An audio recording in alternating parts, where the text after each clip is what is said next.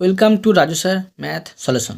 আমি তোমাদের এই ভিডিওতে সপ্তম শ্রেণীর নিজে করি 2.1 এবং নিজে করি 2.2 অঙ্কগুলো সুন্দরভাবে শেখাবো। আমি তোমাদের অঙ্কগুলো খুবই সহজ নিয়মে শেখাবো। তোমরা পুরো ভিডিও ভালো দেখবে, তবে কিন্তু সহজেই বুঝতে পারবে। দেখো এখানে নিজে করি 2.1 এক নম্বর প্রশ্নে বলা হয়েছে একই অনুপাতে লিকার চা ও দুধ মিশিয়ে চা তৈরি করব। কত কাপ লিকার চা ও কত কাপ দুধ নেব দেখি। একই অনুপাতে কিন্তু এখানে দেখো চা তৈরি করব, লিকার চা দরকার, দুধ দরকার।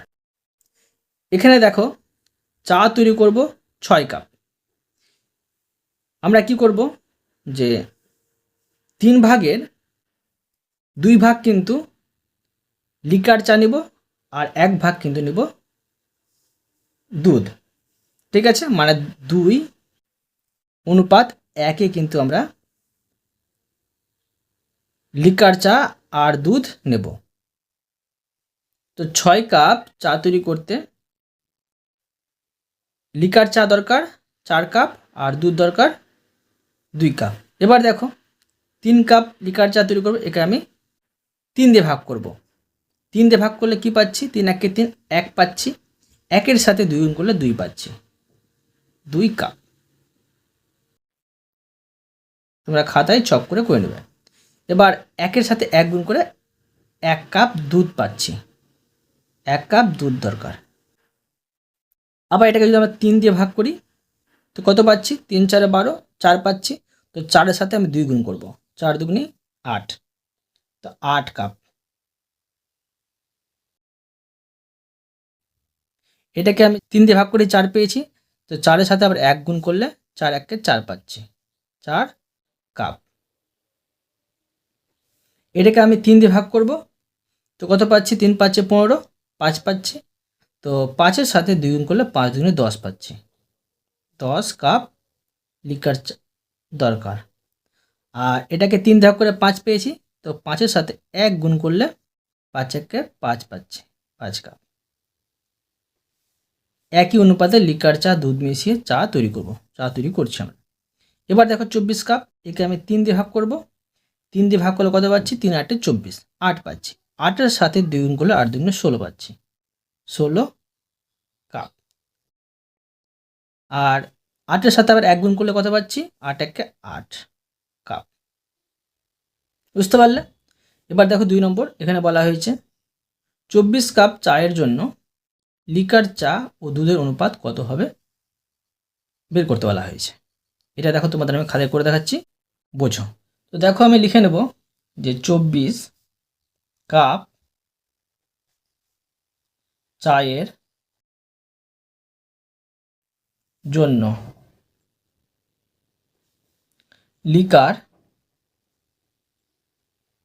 লিকার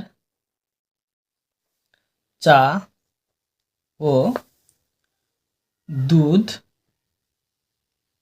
দের অনুপাত হবে সমান, আমি ছকে বসালাম 24 কাপ চায়ের জন্য লিকার চা দরকার হয়েছিল 16 কাপ আর দুধ দরকার হয়েছিল 8 কাপ। তো এখানে লিখবো 16:8।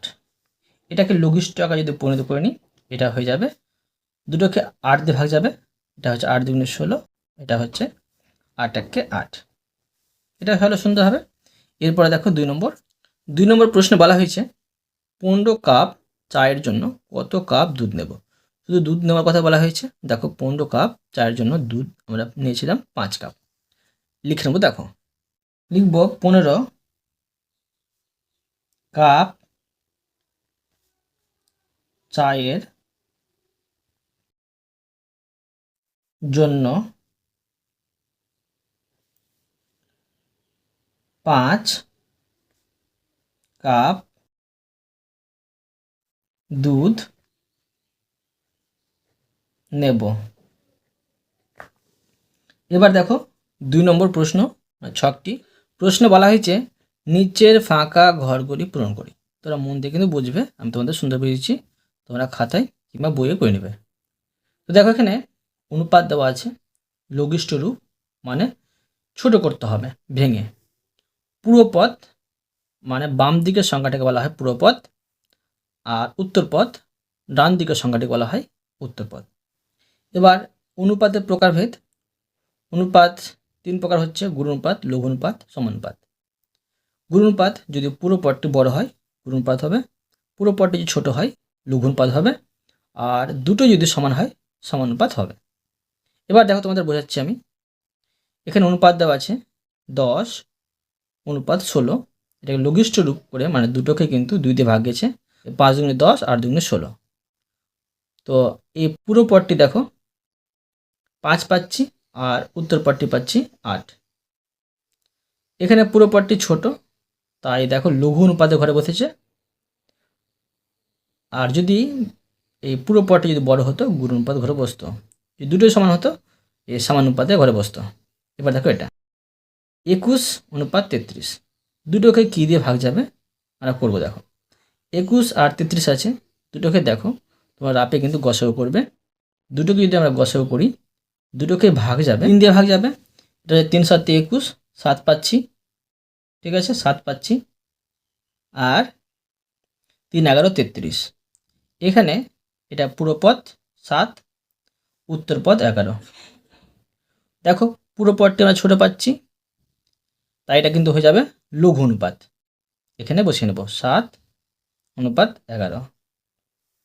এখানে 36 আর 26 আছে, দুটোকে কী দিয়ে ভাগ যাবে? দেখো দুটোকে আমরা যদি গসাগু করি রাপে, গসাগু করে দেখবে দুটোকে কিন্তু 2 দিয়ে ভাগ যাবে। 8 দুগুণে 36 আর 13 দুগুণে 26, তো 18 ইস টু এখানে হচ্ছে 13।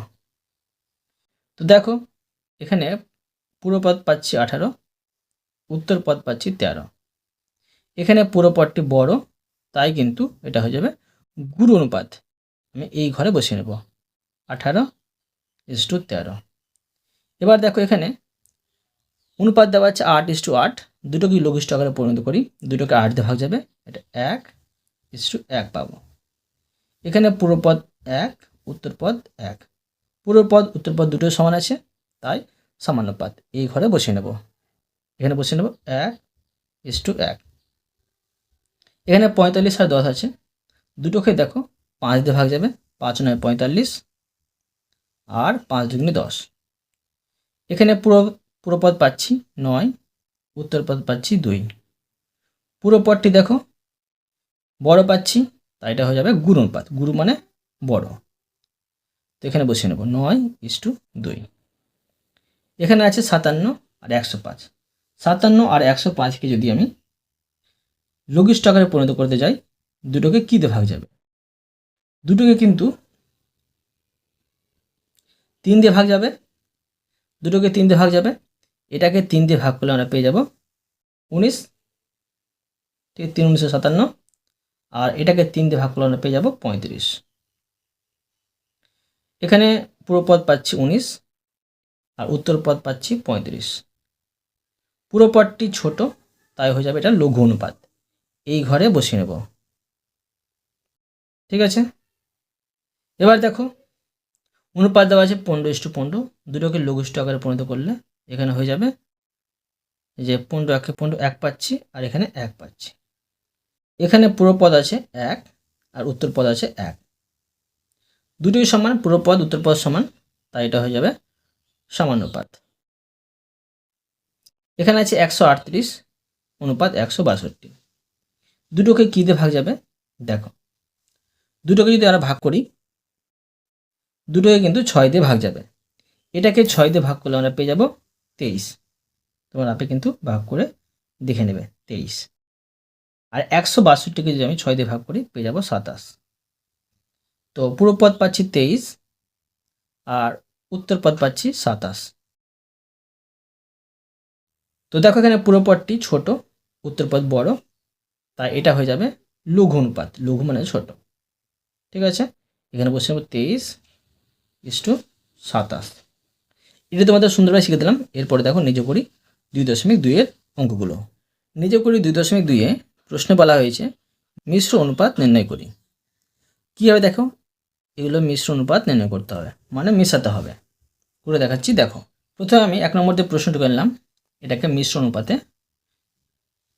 প্রকাশ করব।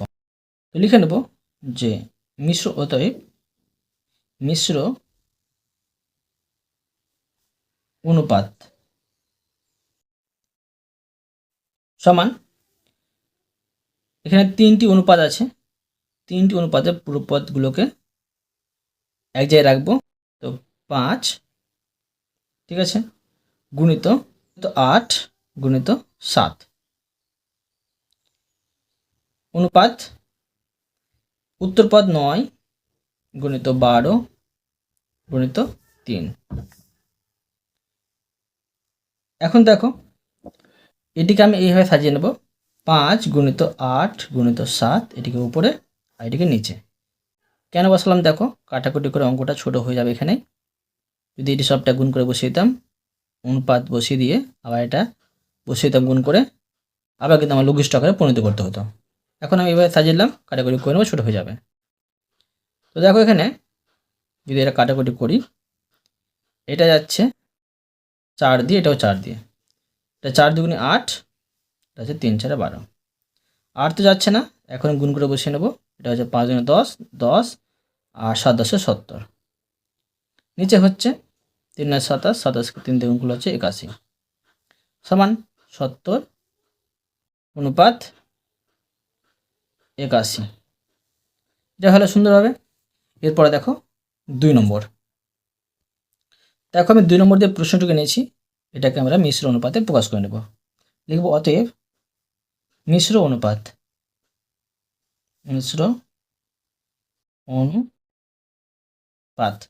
সমান, পুরো পদ আছে এখানে 1.2 গুণিত পুরো পদ আছে 3.5 গুণিত পুরো পদ আছে এখানে 6।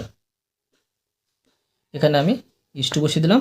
অনুপাত উত্তর পদ আছে 5 গুণিত উত্তর পদ আছে 7, উত্তর পদ আছে 4 সমান, দেখো এটিকে আমি উপরে লিখব। তো 1.2 গুণিত 3.5 গুণিত 6, আর নিচে লিখব এটি 5 গুণিত 7 গুণিত 4 লিখে দিলাম। এখন দেখো যে সমান, এই দশমিকগুলো আমি উঠিয়ে নেব, মানে সামান্য ভাষায় তৈরি করে নেব। দশমিক উঠে দিলে এখানে 12 গুণিত, দশমিক উঠে দিলে এখানে 35 গুণিত 6। এখানে আছে 5 গুণিত 7 গুণিত 4। দশমিক উঠিয়েছি বলে গুণ চিহ্ন দিয়ে নিচে দশমিকের জন্য 1 দেব, দশমিকের পর একটি সংখ্যা একটি শূন্য, গুণ চিহ্ন, দশমিকের জন্য 1 দেব, দশমিকের পর একটি সংখ্যা একটি শূন্য। এবার দেখো কাটাকুটি করে নেব। এখানে দেখো 5 7 35, আর 5কে 5 দিয়ে ভাগ গেল, 5 একে 5। এবার দেখো 3 4 12, 3 পাচ্ছি। এখানে আবার দেখো এটা জোড় সংখ্যা, এটা জোড় সংখ্যা, কাটাকুটি যাবে। এটা যাচ্ছে 2 দিয়ে 3 দুগুণে 6, আর এখানে এটা যাচ্ছে 2 দিয়ে 5 দুগুণে 10, আর যাবে না। তো উপরে উপরে গুণ করে বসিয়ে নেব উপরে, আর নিচে নিচে নিচে গুণ করে নিচে বসিয়ে নেব। এখানে দাঁড়াচ্ছে 3 1 3 আর 3 3 9, 9 পেলাম। আর নিচে পাচ্ছি 5 10 50 সমান, দেখো এখানে আমি 9 অনুপাত 50 বসিয়ে নেব। এটা হলো মিশ্র অনুপাত। এবার দেখো 3 নম্বর প্রশ্ন। তো দেখো এই 3 নম্বর অঙ্কটিকে আমি মিশ্র অনুপাতে প্রকাশ করে নেব। এখানে অতএব মিশ্র অনুপাত সমান, এখানে পুরো পদ 3/5 গুণিত পুরো পদ 5/6 গুণিত পুরো পদ 4 অনুপাত উত্তর পদ 2, উত্তর পদ 3, উত্তর পদ 5 সমান, দেখো এটিকে আমরা উপরে লিখব। তো লিখে নিচ্ছি 3/5 গুণিত 5/6 আর গুণিত 4, আর নিচে লিখব 2 গুণিত 3 গুণিত এখানে 5। এখানে আমরা এইভাবে কাটাকুটি করে নিয়েছি, 3 দুগুণে 6, এটা 5 1 5, আবার দেখো এটা 2 দুগুণে 4, ঠিক আছে পেলাম। এখন এখানে দাঁড়াচ্ছে দেখো এই 2 1 2। আর যাচ্ছে না, তো উপরে থাকছে কি দেখো, উপরে থাকছে 1 আর নিচে থাকছে 3 5 15 সমান 1 অনুপাত 15 পেলাম। এটাও তোমাদের আমি সুন্দরভাবে শিখে দিলাম। অতএব তোমাদের আমি প্রতিটি অঙ্ক সুন্দরভাবে বুঝিয়ে দিলাম। আশা করি তোমরা ভালোভাবে বুঝতে পেরেছো। তবুও কোথাও যদি বুঝতে না পেরে থাকো আমাকে কমেন্ট বক্সে জানাবে, আমি তার জন্য ভিডিও নিয়ে আসবো বা অ্যান্সার দেওয়ার চেষ্টা করব। আর অবশ্যই তোমরা এই ভিডিওতে লাইক করে দিও এবং পরবর্তী অঙ্কর জন্য চ্যানেলটিকে সাবস্ক্রাইব করে নেবে। ধন্যবাদ।